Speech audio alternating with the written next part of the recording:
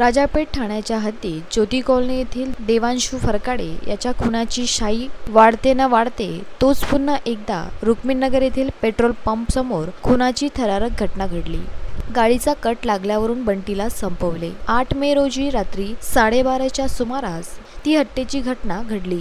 सूरज उर्फ बंटी मनोहरे, वय वर्ष 18, राहणार रमाबाई आंबेडकर नगर असे मृतकाचे नाव आहे। मृताचा मोठा भाऊ मनीष मनोहरे, वय वर्ष 23 यांच्या तक्रारीवरून फेजरपुरा पोलिसांनी 9 मे रोजी चार मारेकरांविरुद्ध खुनाचा गुन्हा नोंदविला आहे। गाडीचा कट लागल्याच्या कारणावरून मारेकरांनी बंटीला संपवल्याचे पोलिसांच्या प्राथमिक तपासात समोर आले आहे। फेजरपुरा पोलिसांनी यश इंगडे, आदित्य बागडे दोन्ही राहणार यशोदानगर यांना अटक केली तर अल्पवयीन मुलासह ताब्यात घेतलेले आहे।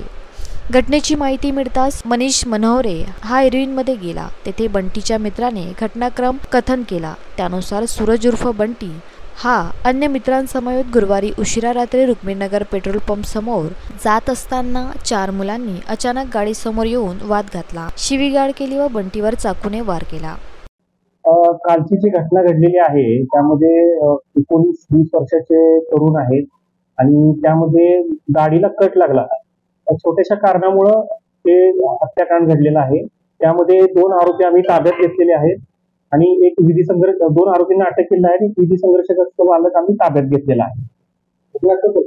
घटनास्थळ राठोड पेट्रोल पंप आहे। त्या ठिकाणी समोर ते रॉंग साईडने येत होते आणि समोरासमोर कट लागल्यामुळे त्यांच्यात वाद झाला आणि त्याच्याहून चाकू त्याच्या गळ्यामध्ये मारण्यात आला मृताच्या।